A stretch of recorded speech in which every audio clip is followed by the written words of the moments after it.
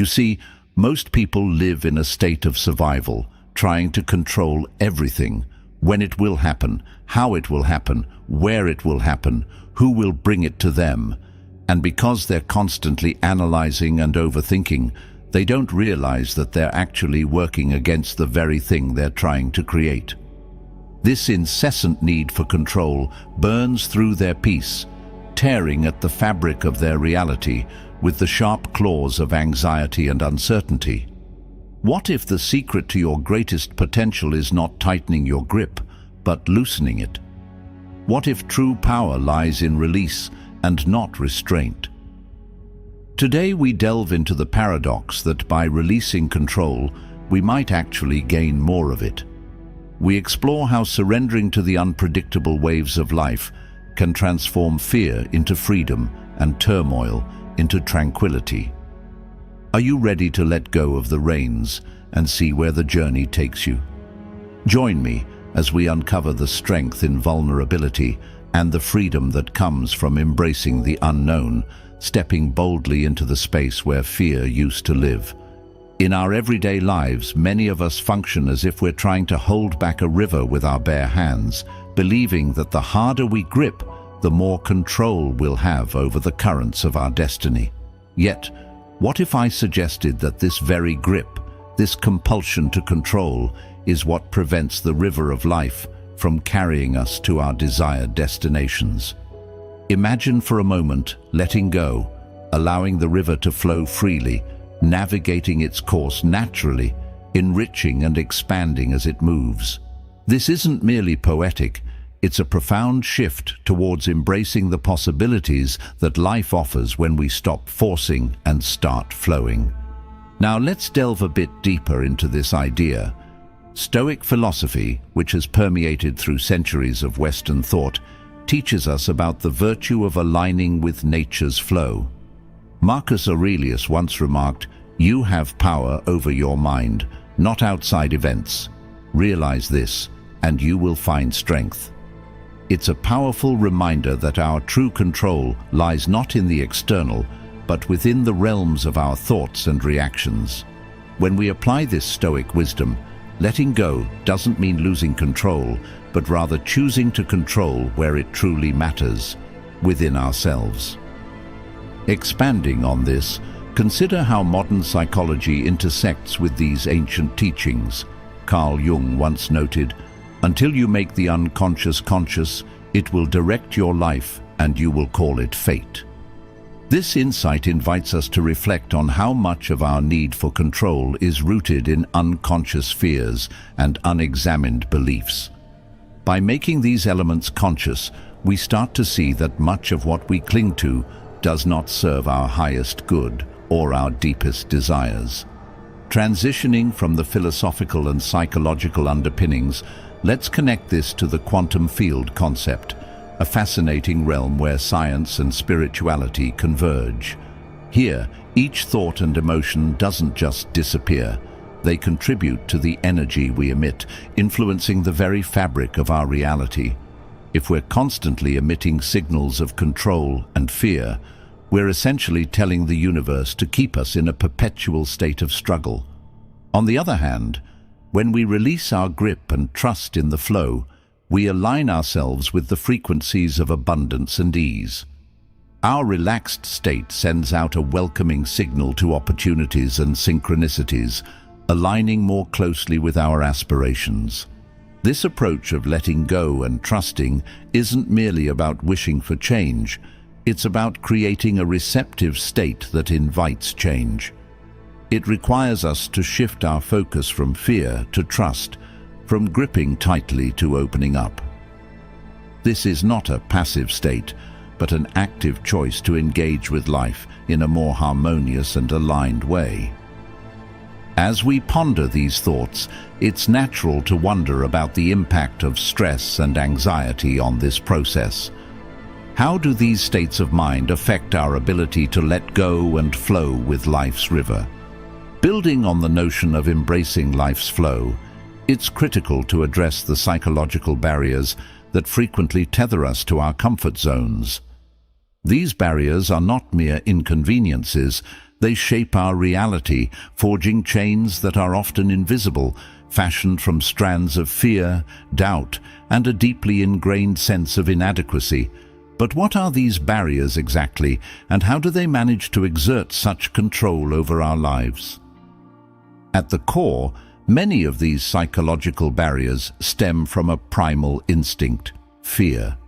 Fear is not just an emotion, it's a survival mechanism that often oversteps its bounds, infiltrating areas of our lives where it no longer serves a protective purpose. Instead, it confines us, whispering incessantly about all the ways things could go wrong. Carl Jung pointed out, "What you resist not only persists, but will grow in size." It's a stark reminder that the more we fight against our fears, the more entrenched they become, turning molehills into mountains that overshadow our inner landscape. Stoicism offers a powerful countermeasure to this pervasive fear. It teaches us to distinguish between what is within our control and what is not. Epictetus elegantly captured this with his guidance: "Make the best use of what is in your power, and take the rest as it happens." This principle doesn't suggest passivity. Rather, it encourages a focused calmness, urging us to conserve our energy for battles we can actually win. This is where self-awareness plays a crucial role. By understanding our emotional triggers and acknowledging our habitual responses to them, we can begin to dismantle the walls that fear builds around our potential. Anxiety, a close relative of fear, also plays a significant role in these psychological barriers. It distorts our perception of reality, often making us feel as though we're in imminent danger when, in fact, we are not. This can lead to what psychologists call catastrophizing, the tendency to expect the worst, even when there is no rational basis for such expectations. Self-doubt is another formidable barrier, subtly undermining our confidence and decision-making capabilities. It seeds uncertainty in our abilities and often results in procrastination or inaction. To overcome this, we must lean into the wisdom of Seneca, who advised, "It is not because things are difficult that we do not dare, it is because we do not dare that they are difficult." This shift in perspective is pivotal, transforming daunting challenges into surmountable tasks simply by altering our approach to them. Addressing these barriers requires more than just understanding. It requires transformation, a metamorphosis of our internal dialogue from one of limitation to one of possibility. This transformation is not instantaneous. It is a process, a peeling back of the layers of fear, anxiety, and doubt that have accumulated over years, perhaps even decades. As we shed these layers, we move closer to a state of openness, a state of receiving, where we are not merely reacting to life's challenges, but actively receiving life's opportunities. This transition from a reactive stance to a receptive stance is where true growth happens. What does it mean to shift into a state of receiving, where trust replaces fear and acceptance supplants anxiety, allowing us to fully embrace the abundance that life has to offer? As we navigate away from the rocky shores of psychological barriers, we find ourselves drifting towards a more tranquil sea, a state of receiving. This isn't just about being passive recipients of whatever life decides to throw our way. No, entering a state of receiving is an active engagement with the universe, where we open ourselves up not just to possibilities, but to the actual process of transformation and growth. To truly understand this shift, let's think about the nature of receptivity. It's akin to cultivating a garden. You prepare the soil, plant the seeds, and then you wait. You don't pull at the sprouts to hurry their growth. You nurture them, give them what they need, and then let nature take its course. In psychological terms, this equates to setting intentions and then letting go of the urge to control every outcome. Seneca remarked, "Every new beginning comes from some other beginning's end." It's a profound reminder that to receive the new, we must first let go of the old, making room in the garden of our minds for new seeds to take root. This transition to a state of receiving is fundamentally about trust. Trusting the process involves more than just hope. It involves a belief in the cyclical nature of life, where endings and beginnings coexist seamlessly. Such trust reduces the noise of anxiety and the clamor of fear, allowing us to hear more clearly the opportunities knocking at our door. Carl Jung captured this sentiment when he stated, "Until you make the unconscious conscious, it will direct your life, and you will call it fate." By becoming conscious of our ability to receive, we can actively influence what we once called fate. The art of receiving also challenges us to redefine our relationship with control. In a world that applauds the go-getters, the idea of receiving might feel counterintuitive. But consider this: does the earth go get the rain? Or does it simply receive it, utilizing it to nourish everything growing within it? Similarly, when we shift from a mindset of scarcity and control to one of abundance and acceptance, we align ourselves with the universe's rhythm, resonating with the energy that brings forth life and growth. Physiologically, this shift manifests in our bodies as a decrease in stress hormones and an increase in neurotransmitters associated with relaxation and happiness, like serotonin and dopamine. Our brain waves change from the high frequency of beta, often associated with anxiety and stress, to the more relaxed states of alpha and theta, where creativity and deep learning occur. This neurological transformation is not just about feeling better, it's about being better equipped to attract and receive the positive outcomes we desire. As we allow ourselves to receive, we also learn to recognize the abundance that surrounds us. It's about seeing that opportunities for happiness and growth are already present, not something that will arrive only when we achieve X, Y, or Z. It's about feeling gratitude for what is, which in turn attracts more of what can be. This is the principle behind the law of attraction, a concept that mirrors the Stoic belief in aligning with nature to achieve peace and fulfillment. Now, as we settle into this state of openness and gratitude, we naturally come to explore the power of belief. How does what we believe about ourselves and our capabilities influence our ability to receive? How do these beliefs either open us up to a world of possibilities or close us off, keeping us tethered to our old ways? In the illuminated paths of our minds where thoughts intertwine with feelings, there lies a profound force that shapes our very existence: belief. As we delve deeper into understanding this power, we recognize that belief isn't just about thinking. It's a comprehensive architecture that constructs our reality, influencing everything from what we perceive to what we achieve. It's here, in this exploration, that we uncover the extraordinary capacity of belief to both create and constrain. Belief acts as a lens through which we view the world. It colors our perceptions, informs our decisions, and dictates our responses. Carl Jung once profoundly noted, "It is not I who create myself, rather I happen to myself." This statement captures the essence of belief as something that isn't always consciously chosen, but is instead often a product of past experiences and external influences. However, by becoming aware of these underlying beliefs, we hold the power to reshape them, and in doing so, we can fundamentally transform our lives. Now consider the impact of positive beliefs. Imagine truly believing, without a shadow of doubt, that you are capable, deserving, and destined for greatness. This kind of belief does not merely simmer quietly within. It roars into every corner of existence, invigorating you with the confidence and fortitude to take action towards your dreams. Marcus Aurelius echoes this sentiment in his Meditations. Our life is what our thoughts make it.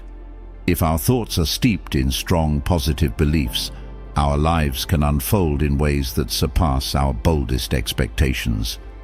However, it's crucial to acknowledge that beliefs can also be limiting. Many of us harbor hidden scripts that hold us back. Beliefs about our worth, our potential, and our right to happiness. These are not just idle thoughts. They are chains that bind us, often subconsciously. Recognizing and challenging these beliefs is essential. It requires us to ask ourselves, what beliefs am I holding that might be limiting my ability to receive and appreciate the full spectrum of life's offerings? This introspection is the first step towards liberation from our self-imposed bounds. To change our beliefs, we must first identify them, then understand their origins, and finally, consciously choose to cultivate beliefs that align with our aspirations. This is not about denying reality, but about choosing a perspective that empowers rather than diminishes.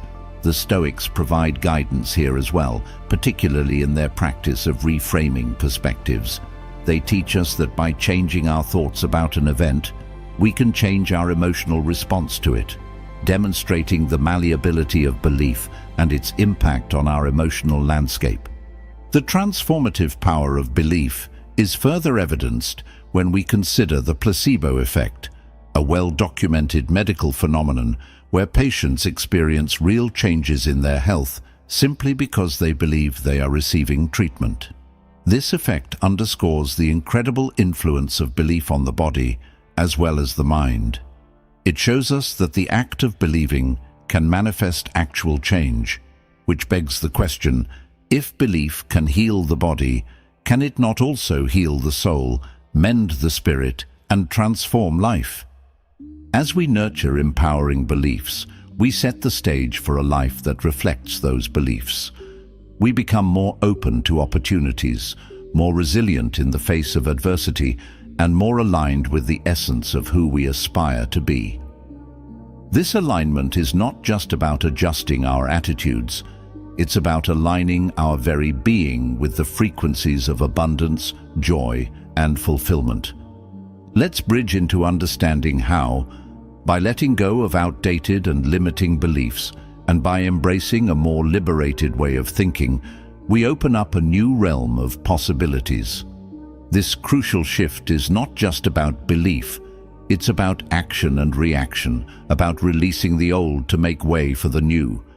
The importance of letting go becomes clear as we see that to truly evolve, we must be willing to release those beliefs that no longer serve us, and instead embrace a vision of ourselves that is limitless. Letting go is a phrase often tossed around in discussions about emotional and psychological growth, yet its importance cannot be overstated.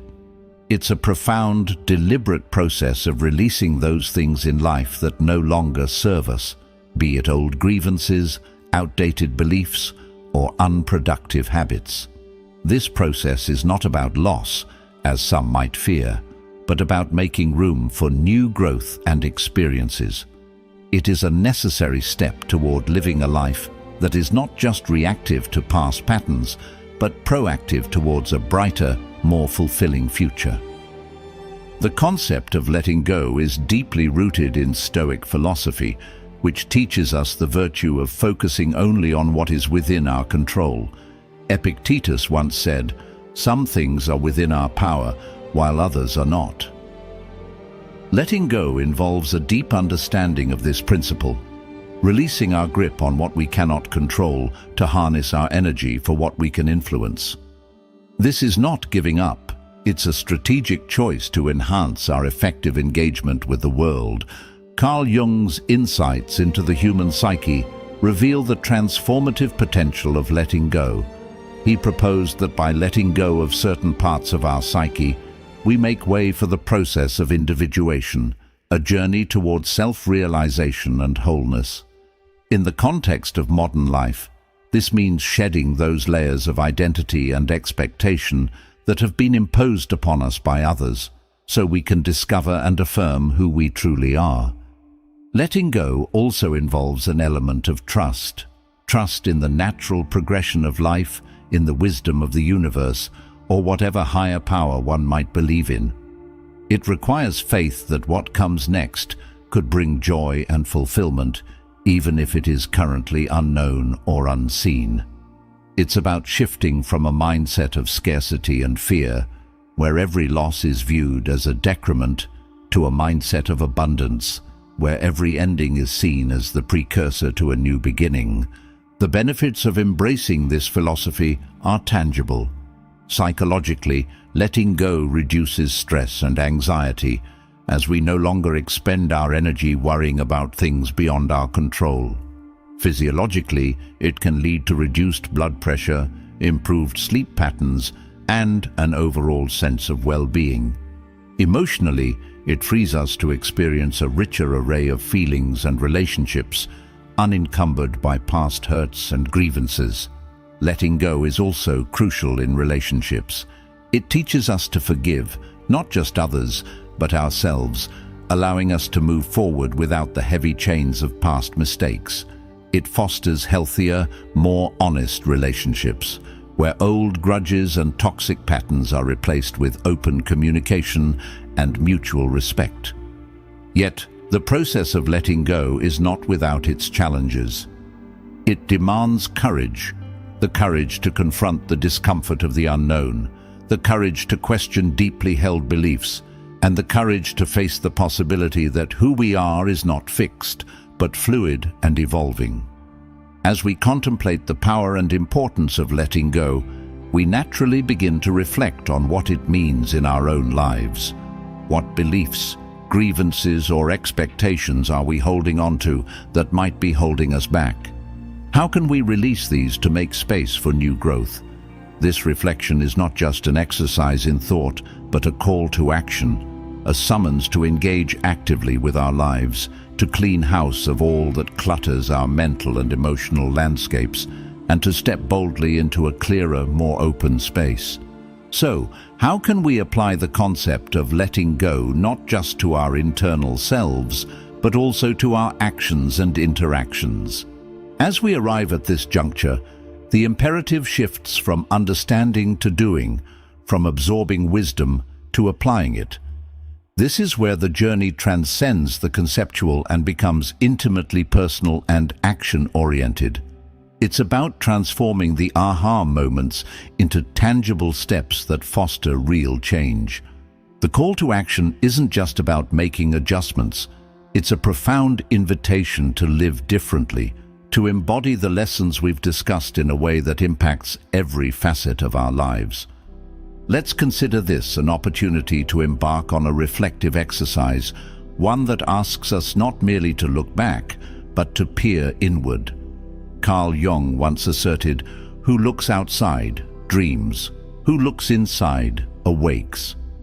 This insight nudges us towards self-awareness, urging us to examine our internal landscapes with honesty and courage. It's time to ask ourselves some challenging questions. What are the beliefs, habits, and attachments that I cling to? Do they serve my highest good, or do they keep me tethered to a lesser version of myself? Reflection is the first step. Next comes the action, which is about making intentional choices. This might mean choosing to forgive, to let go of a grudge, or to stop an unhealthy pattern of behavior. It might mean deciding to take a risk, to try something new, or to step out of a comfortable routine in pursuit of growth. Marcus Aurelius offers wisdom on this front. The best revenge is to be unlike him who performed the injury. Here, he guides us not towards outward expression, but inward revolution, to transform ourselves in ways that old grievances and pains no longer define us. Moreover, reflection and action should also extend to how we engage with others. It's about bringing kindness, patience, and understanding into our interactions, recognizing that everyone is fighting their own hard battle. By acting with compassion, we not only uplift others, but also elevate ourselves, aligning our actions with the virtues we aspire to embody. This call to action also invites us to set practical goals, perhaps to incorporate daily practices that foster mindfulness and presence. Whether it's through meditation, journaling, or simply spending a few quiet moments in nature each day, the aim is to cultivate a state of being that resonates with the principles we've discussed.